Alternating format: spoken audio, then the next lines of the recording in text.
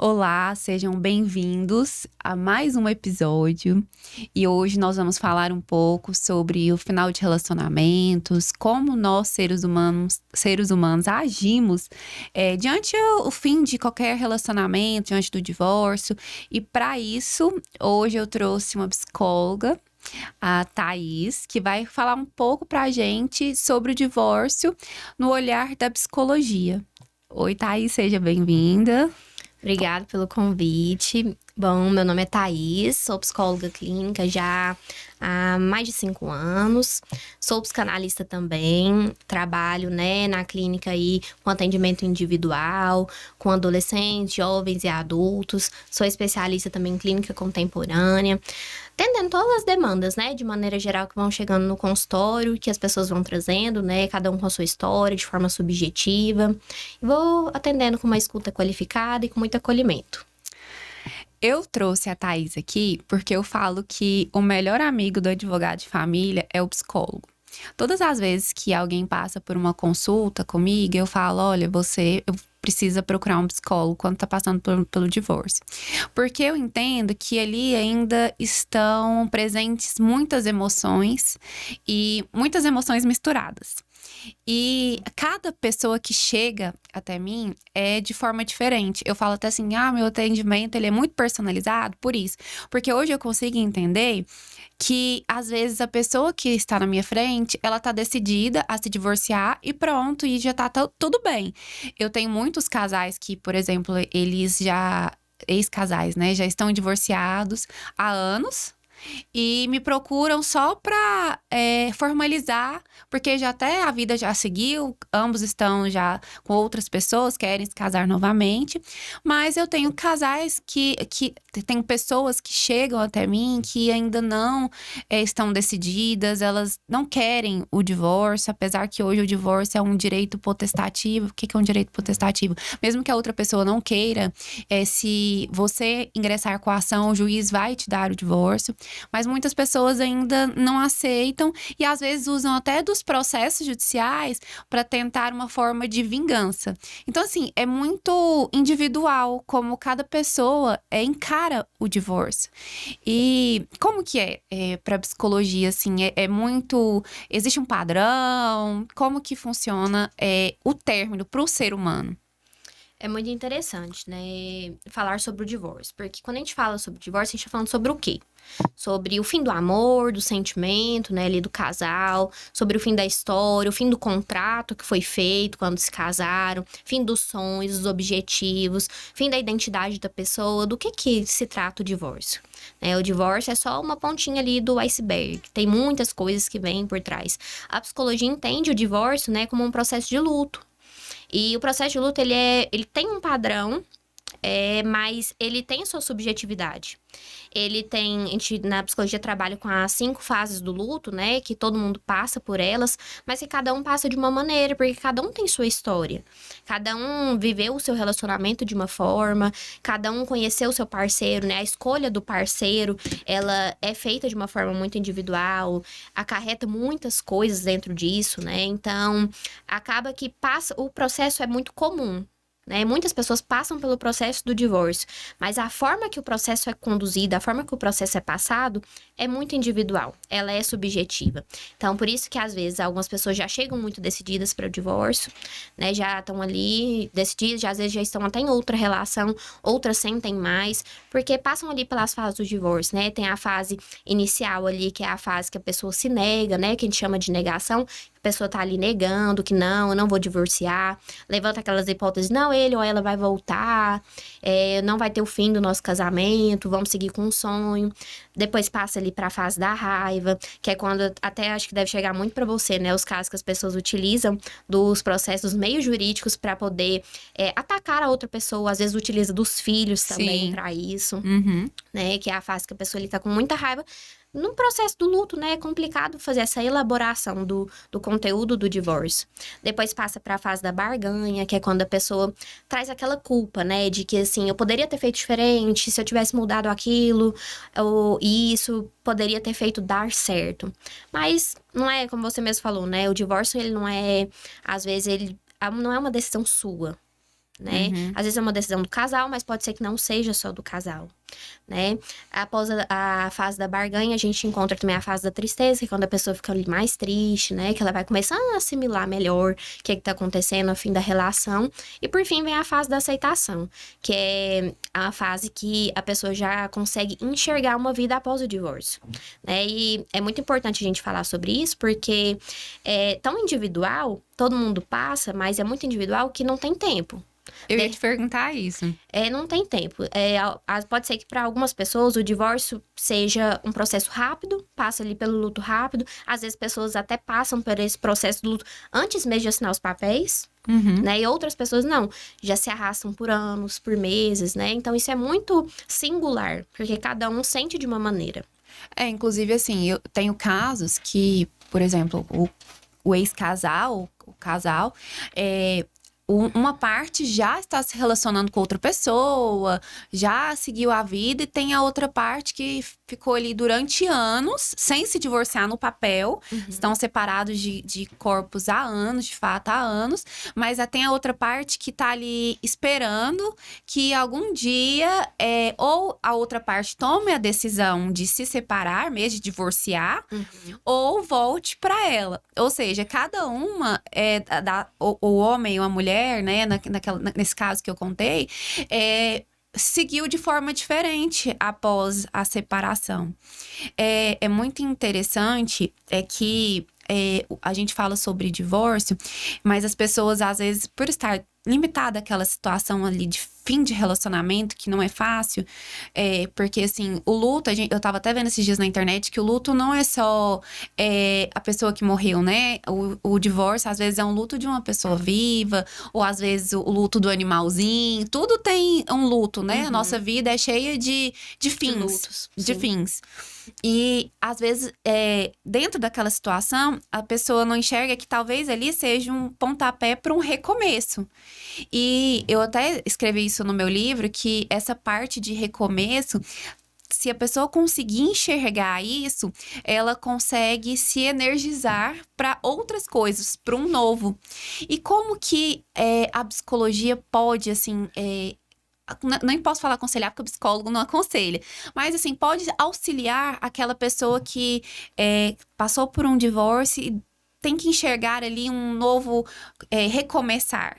Se enxergar, né? Porque a pessoa perde um pouco a sua individualidade, porque agora é um casal, quando você se casa... Hoje eu tava até falando pra minha mãe. Eu tava falando pra ela assim, é estranho quando se tem um aniversário e vai só um do casal. Porque, assim, é o casal que é convidado.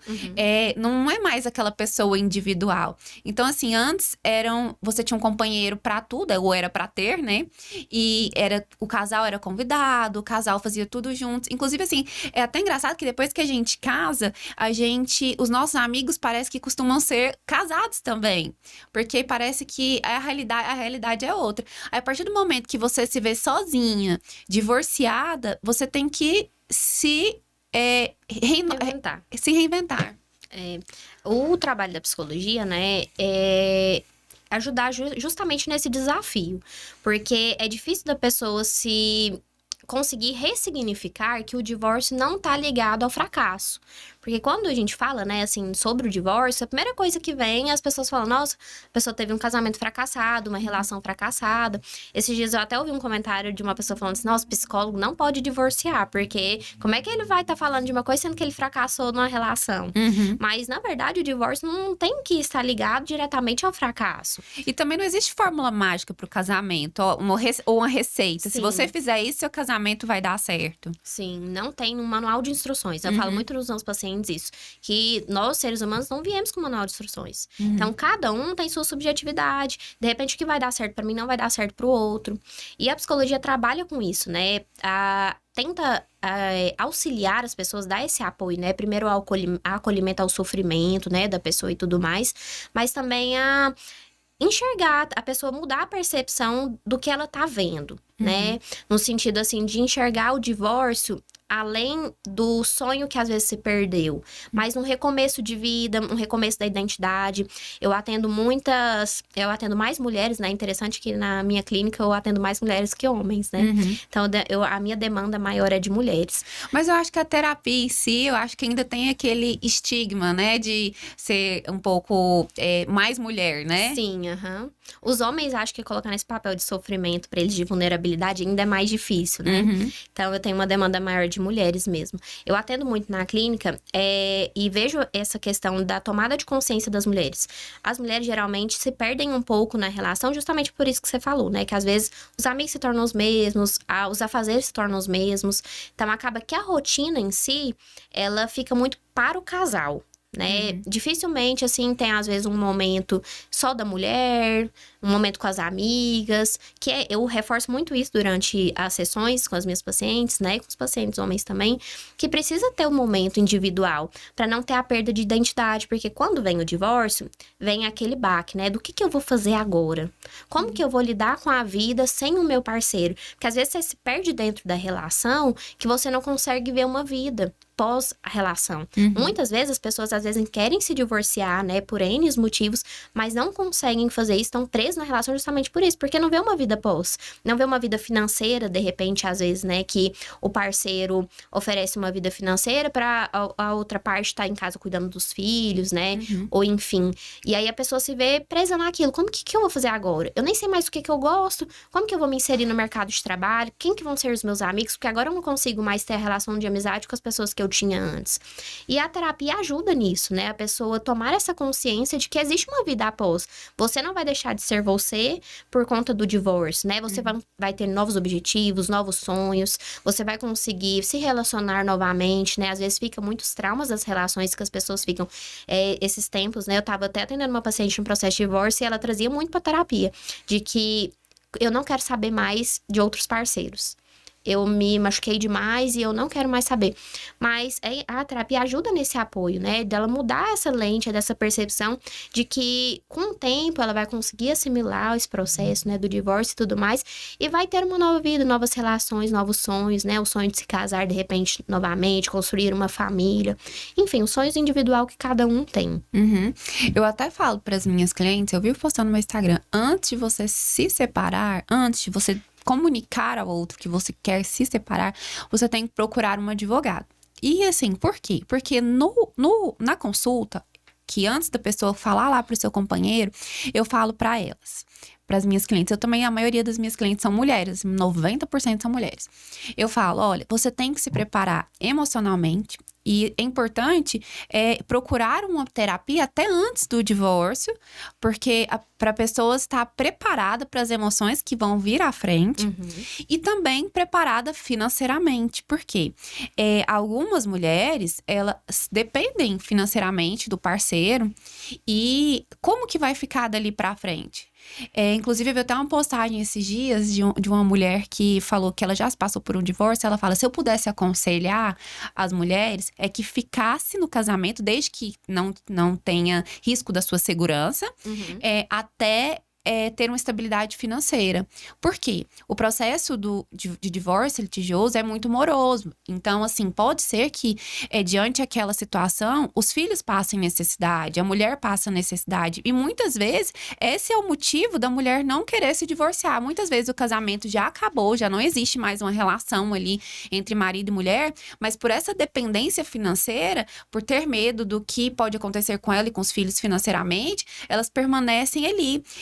Eu vejo mulheres, assim, vítimas de violência doméstica, que às vezes vai na delegacia, eu tô contando de casos reais, que elas vão na delegacia, elas reportam ali que foram vítimas de violência, o marido é preso, mas depois volta, porque o marido é o provedor. Então elas pensam, melhor não é que é melhor, mas eu vou ter que suportar algumas coisas, às vezes para meus filhos não passarem necessidade, ou para eu não passar necessidade. Então, assim, eu acho que talvez um dos grandes motivos ainda que as mulheres permanecem em relacionamentos é mais. Tudo bem, a mulher já foi para o mercado de trabalho, já estamos aí, mas ainda existe, não adianta a gente olhar na perspectiva só do nosso nossa realidade, né? Existem outros mundos além do nosso mundo. Justo. E existem mulheres ainda que são dependentes financeiramente dos homens e tem que ficar naquele. Tem assim, elas acham que tem que ficar naquele relacionamento porque são dependentes dele. E também existe a dependência emocional também. Muitas vezes a gente olha para uma mulher e fala: poxa, como que ela tá com esse cara? Ela é tão independente financeiramente, é uma mulher independente, forte. Mas aí ela é dependente emocionalmente, que também eu acho que essa ruptura também causa traumas. Pela dependência emocional, a gente tem, por um lado, a dependência financeira, que pode causar algumas coisas diante a escassez financeira, mas essa ruptura de quem é dependente emocional, também existem traumas que perdura talvez o resto da vida, né? Eu vejo também, assim, aparece muito no meu TikTok sobre finais de relacionamento, porque como eu posto muito sobre divórcio, e aí eu vejo alguns comentários ali de pessoas que passaram pelo divórcio dos pais e aquilo foi um trauma. Assim, nunca mais foram as mesmas e carregam muitos medos. E por isso que você falou, é tão individual, né? Assim, a história. Talvez quem já passou por um divórcio dos pais encare o divórcio de forma diferente, né? É justamente isso mesmo quando eu falo sobre a subjetividade de cada um.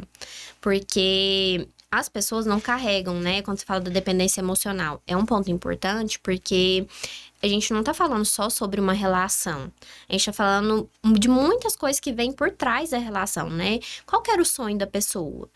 O sonho dela era de se casar, se vestir de noiva, de ter uma festa, ou era de construir uma família, ou era de ter um parceiro que seja realmente um parceiro de vida.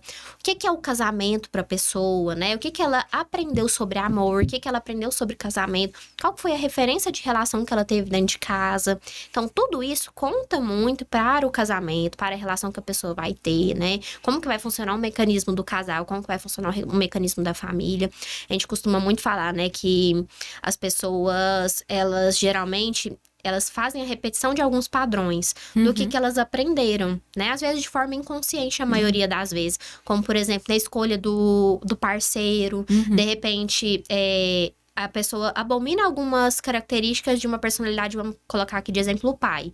E escolhe um parceiro que tem as características muito parecidas do pai, inconsciente, ela vai repetindo esse padrão. Então, a terapia ajuda muito nisso, é você ter a consciência desse padrão para conseguir limitá-lo, né? Para você mudar esse padrão, para não ficar seguindo essas repetições e ficar um ciclo vicioso. E, como eu falei, né?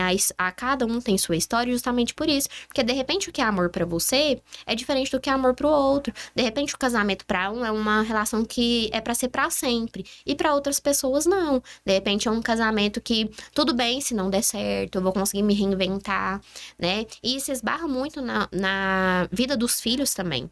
Porque, como eu falei, né? Às vezes, o que a gente aprende dentro de casa, muitas vezes a gente leva para as nossas relações. E os filhos, às vezes, veem muitos casamentos frustrados, que os pais não querem divorciar, né? Por N motivos, pela religião, ou pela vida financeira, ou pelo sonho de ter uma família, né? Independente de qualquer coisa. Os filhos levam muito isso para as relações. Eu atendo bastante adolescentes, os adolescentes trazem muito isso para terapia, né? De que tem medo de se relacionar por ver muitos casamentos frustrados dentro de casa. E aí fica o que é o significado do casamento para um adolescente que vê um casamento frustrado. Às vezes é a mãe apanhando do pai, ou ver casos de traição, de falta de respeito, né? Às vezes violência psicológica. Então fica assim, nossa, será que quando eu casar também vai ser assim? Será que o parceiro que eu vou ter na vida também vai ser assim? Então é muito importante que faça esse acompanhamento psicológico para conseguir assimilar e entender que cada um tem sua história. De repente seus pais tiveram uma história, mas você vai ter uma história diferente, seu casamento vai ser diferente, seus filhos vão ser diferentes, né? A forma de você lidar com a sua relação vai ser diferente. É até importante a gente falar sobre filhos, que eu queria te fazer uma pergunta.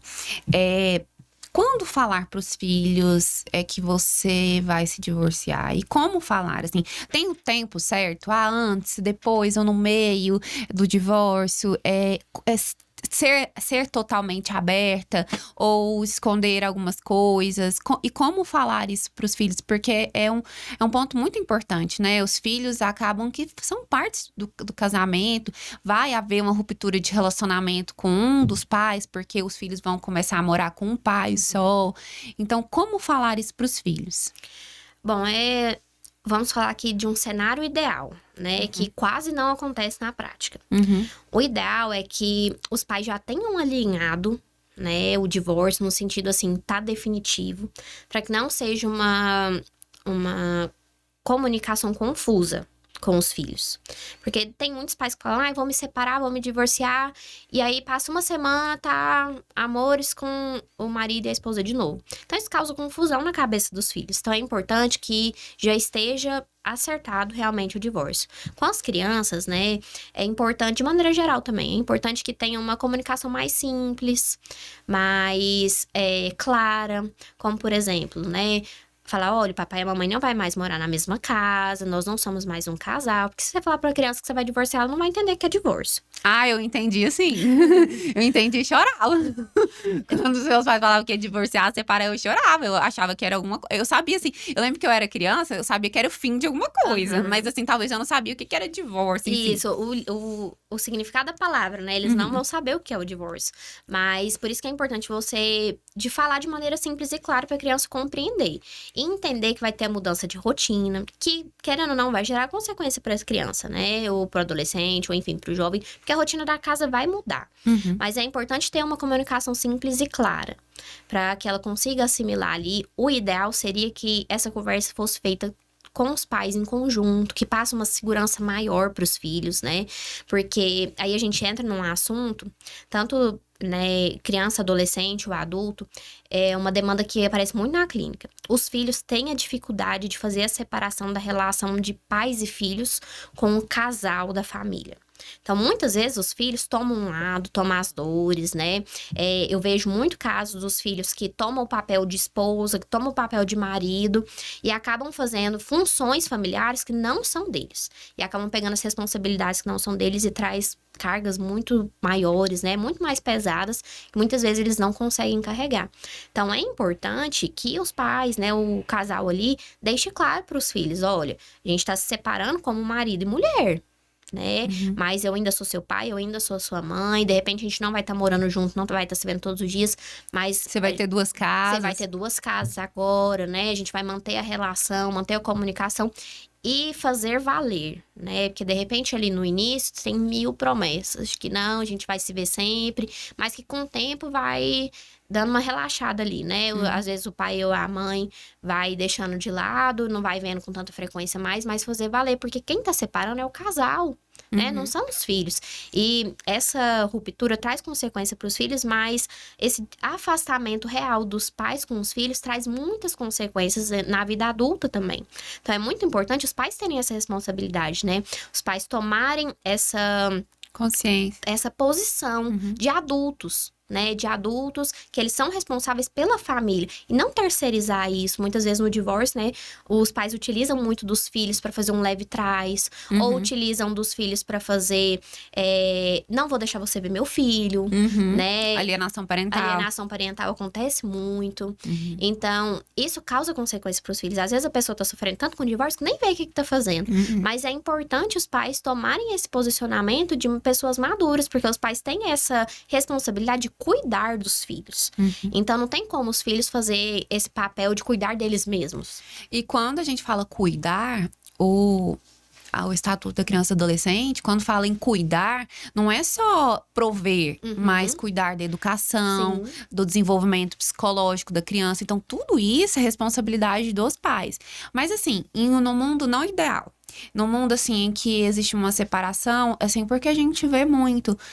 Vou te dar um exemplo. O homem arrumou outra mulher e foi embora de casa antigamente falava, saiu pra comprar cigarro e não voltou mais, né? Mas assim, já houve uma ruptura abrupta, porque o homem já saiu, não avisou os filhos. Como a mãe solo, né? Solo, porque agora é só ela. Fala pra criança ou fala pro filho o que tá acontecendo. Precisa de uma ajuda de um psicólogo, às vezes é melhor falar com um psicólogo, ou é uma comunicação entre mãe e filho. O que seria, assim, o ideal nesse caso? O ideal é que tenha uma comunicação clara, né? Que não esconda dos filhos, independente da idade, porque fazer o filho viver numa mentira é pior, né? Avaliar cada caso, né? Alguns filhos vão ter dificuldade, de repente, de lidar com a mudança de rotina, às vezes com o afastamento de algum, né? Do pai ou da mãe, da perda ali, né? Desse papel que a pessoa vai fazer, dessa função na família. De repente, vai precisar do acompanhamento psicológico, então é muito importante. Se necessário, fazer, né? Essa comunicação com o profissional, vai depender muito da história da família, de como que é a comunicação dentro dessa família, do mecanismo que a família funciona. Que cada família funciona de uma forma. Tem padrões, assim, né, que a gente fala, não, isso parece, uma família parece com a outra, tudo bem. Tem semelhanças, mas cada família funciona de uma maneira. Então, é muito individual isso. Mas o ideal é que tenha uma conversa, que a comunicação funcione. Independente do divórcio ou não, é muito necessário, né, a comunicação dentro do âmbito familiar.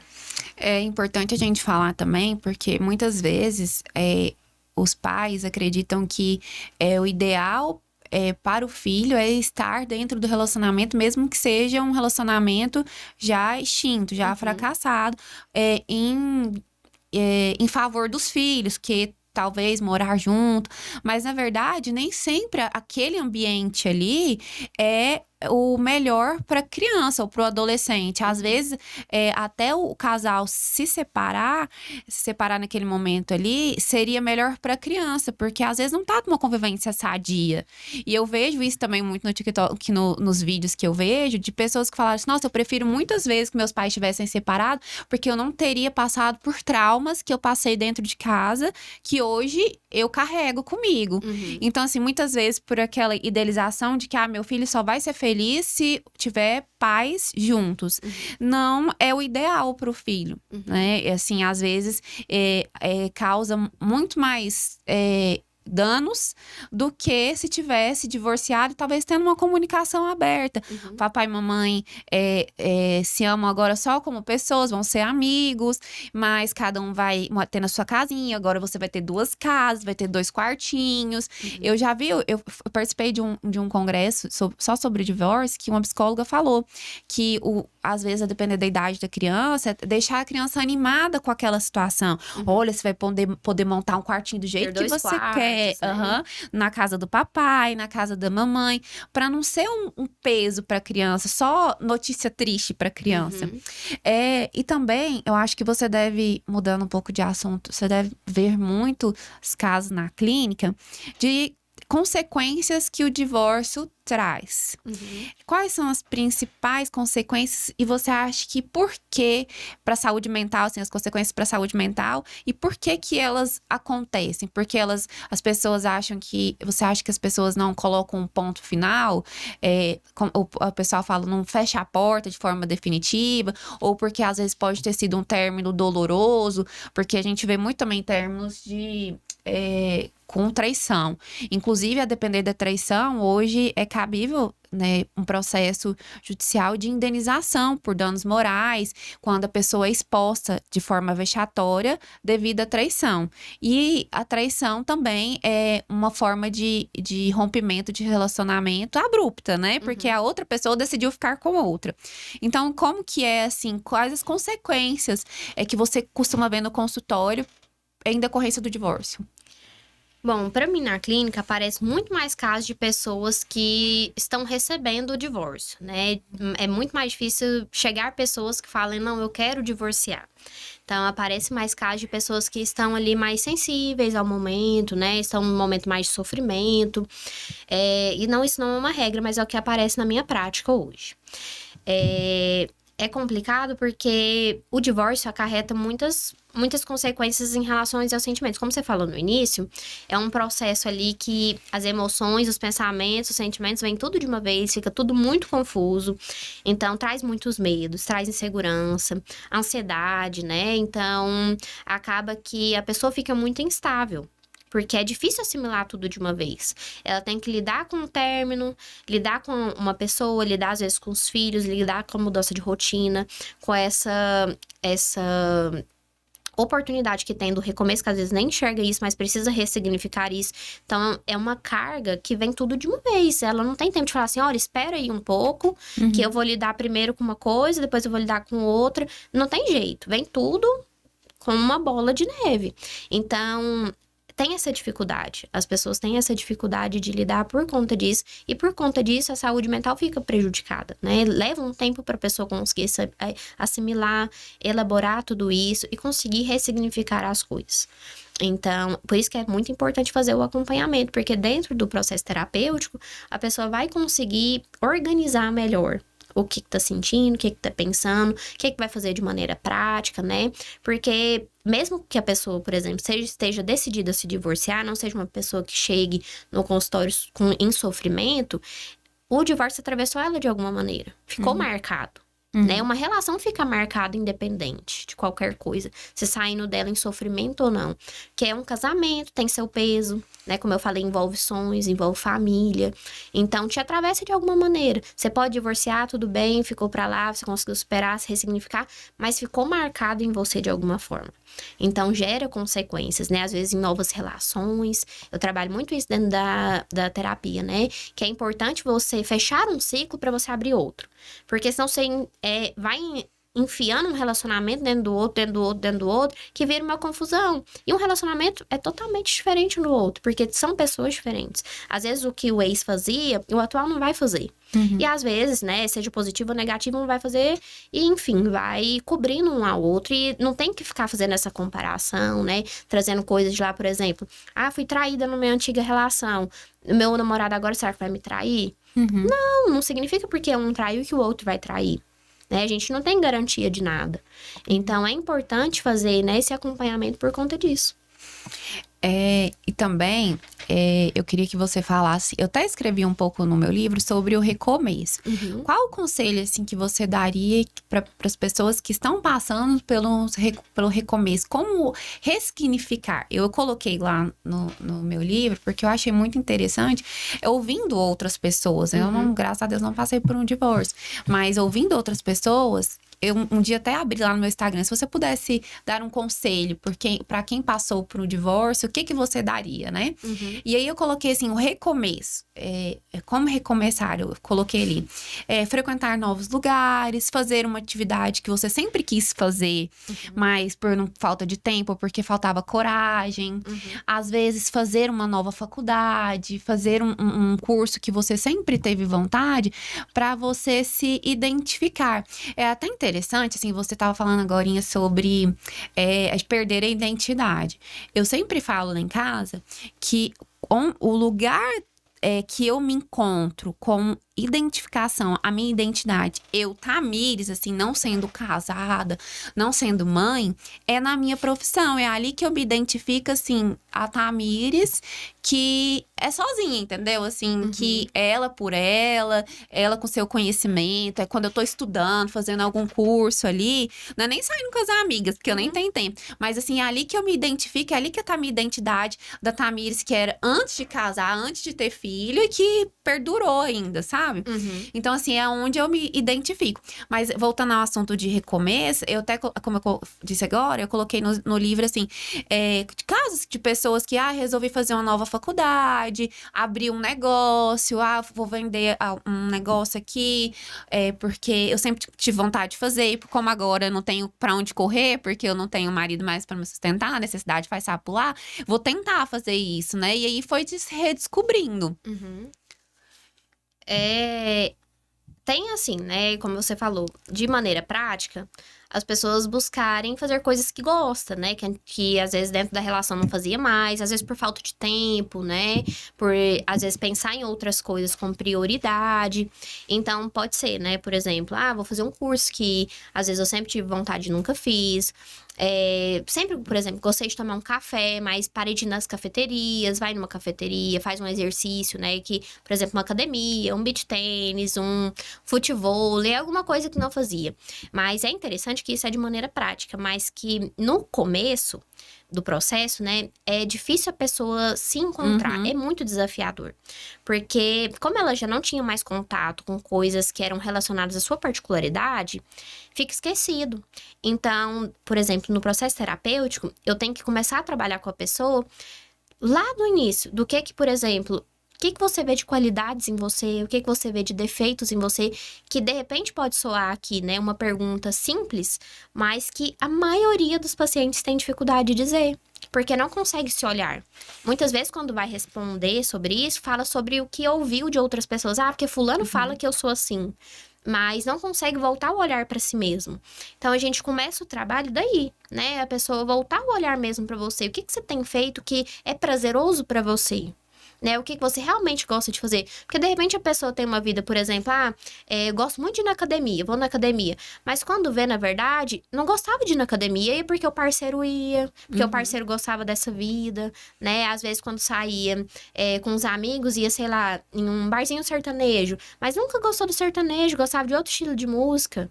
Entende? Tava ali porque tava na rotina e tudo, tava gostando, mas não era um gosto particular. Então, no processo terapêutico, né, a gente vai tentando resgatar isso. Mas de forma prática, é justamente, né, a pessoa refletir sobre isso. Sobre o que é prazeroso, o que você pode fazer que realmente é um gosto seu. O que você pode fazer sozinho, que vai realmente te dar prazer. Que você não vai precisar depender de ninguém para você ser feliz, né? Tentar buscar esses pontos práticos e também essas reflexões mais complexas, né? De que quem que realmente eu sou, o que eu gosto de fazer, qual que é a minha personalidade, né? Quais são os meus gostos, as qualidades e os defeitos. Às vezes a gente pensa assim, é sobre o quê, né? Os pacientes falam muito isso. Qualidades e defeitos como? É da estética ou é da personalidade? Dos dois, o que você conseguir enxergar. Porque tudo que você conseguir enxergar, mesmo que seja um ponto que às vezes você acha que é pequeno, já vale para a construção da sua identidade. Que às vezes a sua identidade tá aí, mas você não tá conseguindo enxergar ela. Esses dias eu fui dar uma palestra em uma escola e a gente tava falando sobre a Maria da Penha. E aí a gente tava falando sobre que a Maria da Penha era farmacêutica. Aí um aluno levantou o braço e falou assim: uai, ela era farmacêutica, por que ela não se separou desse homem? Porque ainda as pessoas acreditam que é só a dependência financeira que mantém ali ela no relacionamento, mas às vezes seja até o medo também de recomeçar, de ter uma nova vida, né? Aí outra coisa que eu queria te perguntar era, a pessoa, quando ela tá ali, saiu do relacionamento, ela foi a pessoa que foi machucada, né? Você acha que ela consegue seguir a vida dela, assim, recomeçar, mesmo ainda sentindo raiva do parceiro? Porque eu vejo que as minhas clientes, apesar de até estarem casadas com outra pessoa, ainda carrega uma mágoa ali por tudo que passou, pela violência que sofreu. Então, assim, é possível recomeçar mesmo com aquele ódio, assim, no coração? Ainda é possível recomeçar, talvez um novo relacionamento, talvez deixar aquelas coisas pra trás, mas ainda com aquela mágoa. Talvez, a pergunta talvez seria assim, esse sentimento ainda pode perdurar o resto da vida? Assim, dar continuidade à vida pode acontecer, né? Pode casar, ter um novo parceiro, mas que se ainda tem, né, uma mágoa, significa que o machucado não cicatrizou. Como a gente sempre fala, né? Os traumas ficam. Mas a gente tenta lidar com os traumas na terapia para como se fosse um machucado que cicatrizasse. A cicatriz vai ficar ali, você vai lembrar porque te atravessou, mas já não dói. Então, às vezes, quando ainda não formou a casquinha do machucado e a pessoa ainda continua, ela vai continuar, mas ainda vai ficar doendo. E aí, isso traz consequências para as relações, né? De maneira pessoal também, como eu falei. Vai entrando uma relação na outra que vira uma confusão. Então, acaba que em algum momento a conta vai chegar. Né? A pessoa não vai conseguir mais lidar com a relação atual, vai vir muitas problemáticas, né? Às vezes, de maneira pessoal, às vezes o corpo vai somatizando, traz uma ansiedade, traz uma crise de pânico. Então, é necessário cuidar da mente, cuidar dos sentimentos, das emoções, para que as consequências a gente consiga lidar com elas melhor. Agora, uma percepção sua. Você acha que a pessoa, ela seguiu com a vida, assim, esqueceu aquela ruptura, aquele relacionamento que acabou, quando ela é indiferente com aquele assunto, assim, eu falo que não, você até falou agora que não machuca mais, ou quando ela ainda fala, mas, assim, tô falando, a diferença é indiferente, não fala mais sobre o assunto, ou quando ela ainda fala e não machuca falar sobre o assunto? Eu acho que não é sobre o falar, mas sobre o sentir. Uhum. Né?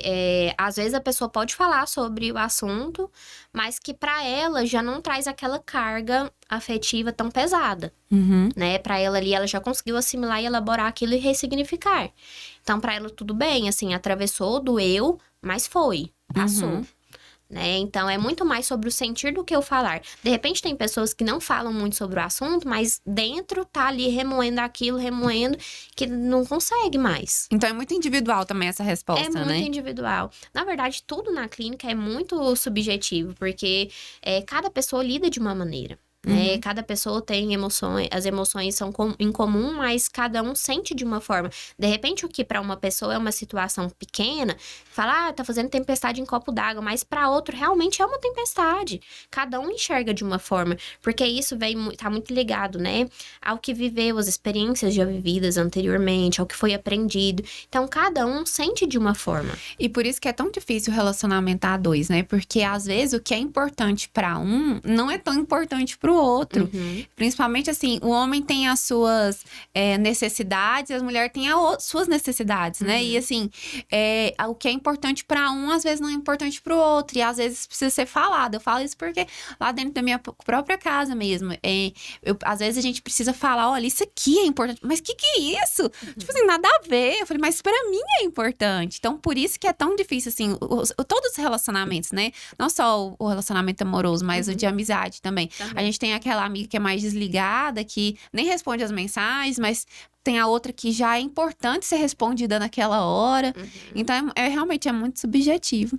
Então, é isso. Eu quero te agradecer por ter aceito o convite. Foi um papo muito legal. A gente conversou mais sobre emoções do que juridiquês aqui. Eu acho isso muito bom, porque as pessoas, elas gostam disso. De algo que elas se encontram, se conectam. Então, eu quero te agradecer. E você sempre será bem-vindo aqui. Teremos mais outros episódios sobre outros assuntos, sobre filhos. E é isso. Quer deixar algum recado? Eu agradeço, né, pelo convite. O divórcio é um assunto, só uma palavra, né, mas dentro dele tem muitas coisas que podem ser conversadas. Foi muito bom estar aqui hoje compartilhando, né, um pouquinho da prática, um pouquinho da teoria também. E espero ter mais oportunidades. E gostaria de deixar, né, para as pessoas elas realmente pensarem sobre isso. O que realmente é o divórcio? O que realmente vocês pensam sobre os fins das relações, né, os fins dos ciclos de maneira geral da vida?